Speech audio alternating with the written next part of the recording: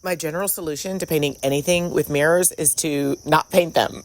Just not paint them because they're such a pain. But I really wanted to do this piece for you guys for my tutorial series. So these are some tips and tricks on dealing with glass and or mirrors. These are not my tricks. I stole them.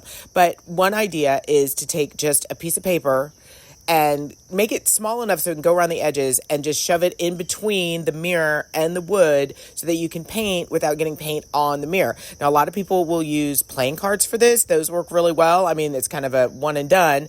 Or just random pieces of paper. Just make sure they're thick enough to fit in there and not have the paint warp the paper. I just do one piece and just move it along. You can go through and do it all, or you can tape it, which just seems like absolute agony to me. Like, just that's never going to happen. Now, what happens if you do still get a little bit of paint on your glass or your mirror? This is what I do, because you do not want to try to wipe that off. Let that paint go ahead and dry, and find a clean, unused razor.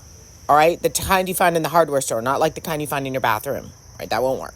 So if your razor is clean and new, you can go along the glass and get off the paint and the smudges. Now, I know I'm not doing a great job here. This works a lot better than what I'm demonstrating, but I'm trying to hold a razor blade and my camera in the mirror and keep it in focus. So I'm doing a terrible job, but I promise you this works so well.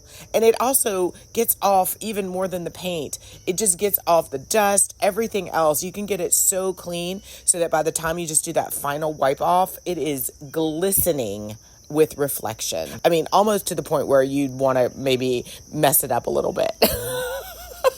Because we don't need to see things that clearly now, do we?